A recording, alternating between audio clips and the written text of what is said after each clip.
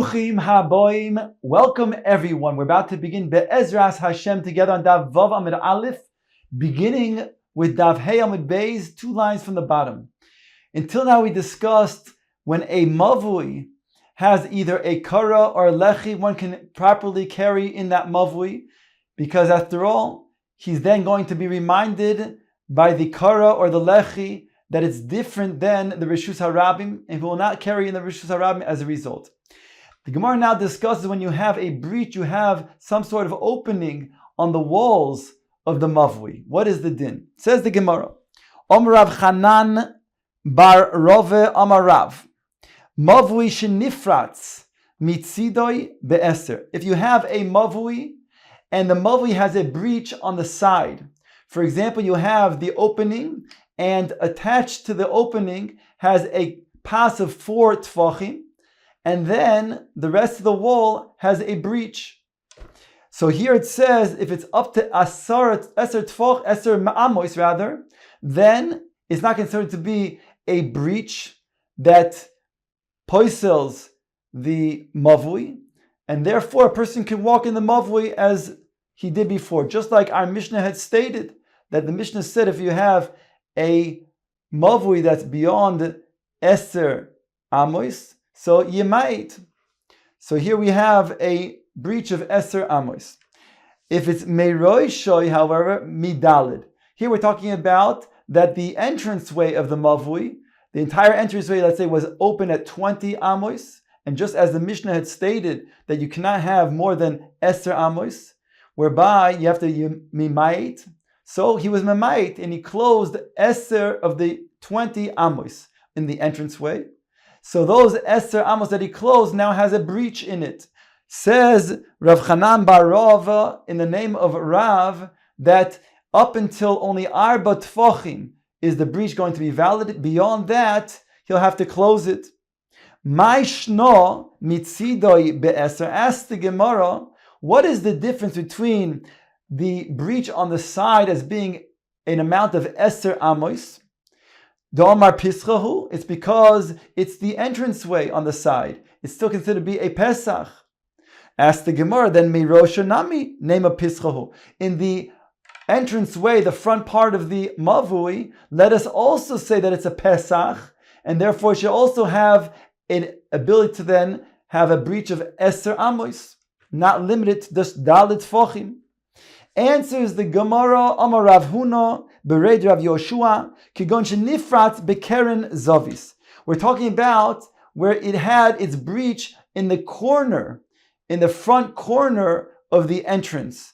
And therefore, the Pischa Bekeren Zovis Lo Avde Inshi. People do not make a Pesach in the corner of the opening of the Mavui. And therefore, if it has a breach of more than Daled Tfochim, it's invalid.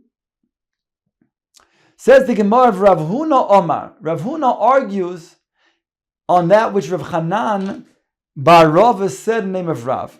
And Rav Huna says, Echad ze ve'echad ze ba'arbo. Both this and that are with 4 tfachim. Meaning, whether the breach was on the side of the mavui or whether the breach was in the opening, the entranceway of the mavui, that is going to be limited to 4 tfachim.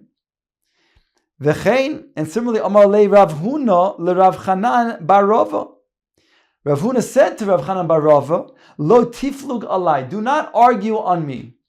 The Rav ikloi lemid charaya v'ovad uvda kavasi, because Rav himself, when he went to this area called Dam Charya, he also had a situation where there was a mavui with a breach, even on the side of 4 tfachim, and he said that it's invalid to walk in the mavui. So therefore you see that Rav said Bain bitzad, Bain in the front, in the roish, the limitation is arba tfachim and not more.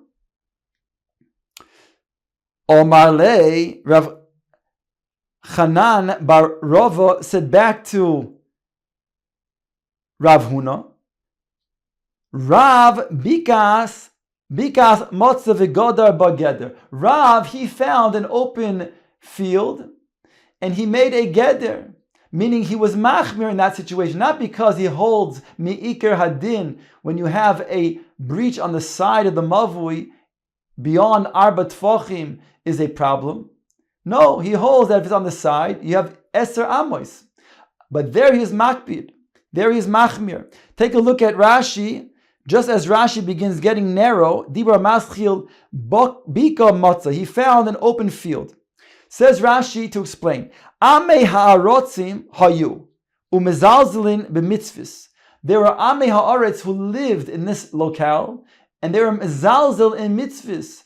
These were people who were unlearned, and they were not performing the mitzvahs with the proper attention. So Rav came along and he said, V'hichmer alein lasav siyog. He was machmir and he made a siyog, he made a safeguarding by saying the 4 tfachim is the maximum that you can have for the breach. Laharchika min ha'aveiro, in order to distance themselves from aveiro, ke'odam ha'goyder bika prutzu l'shomer. Just like a person who builds a fence around an open field so that it should protect the field. That's what Rav was doing. So when he was machmir in a situation when there's arba tfachim and he passled the mavui from walking in the mavui because it was beyond arba tfachim, it's not because he held like that me'ikar adin. He was being machmir. So therefore the Shita Rav maintains, says Rav Chanan bar Rava, that Rav says if it's on the side you have up to eser amos. Says the Gemara, Amar Rav Nachem bar Yitzchak Kavosei de Rav Huna mistabra. He says it's mistaber like Rav Huna that bein bitzad bein beroish it's only dalet tfachim. The itmar mavui akum. If you have a mavui that's akum, a mavui akum means that it's a curved mavui. It's like a reish. Take a look at Rashi's diagram where you have a reish. That means that you have both open sides to the Rushus Harabim, but the bending part of the Mavui is in the middle and the right angle. So we have 2 types of Mavui.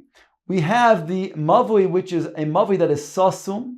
That's the Mavui that's a dead-ended alleyway. That means that it's open only on one side and it's closed on all the 3 sides. That's a Mavui Sasum. There, the proper tikkun is to either put a lechi or a kara on the entrance to that Mavui.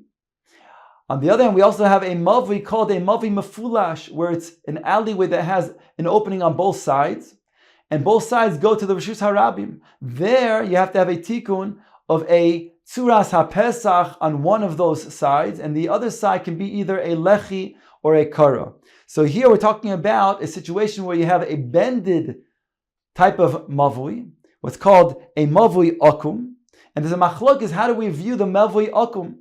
Rav Omar Tairosoi Kimafulash. He says the din of the Mavui Akum is like a mafulash, as if it's open, whereby you would have to then take a Tzuras HaPesach at the end of the Mavui that opens up to the Rishus HaRabim, and then you could put a Lechi or a Kara on the part where it bends.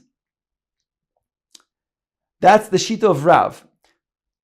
Ushmuel Omar Tairasa Kisasum. Shmuel learns that this Mavui Akum has the din of a Mavui that is Sasum, that is closed, like a dead end type of Mavui.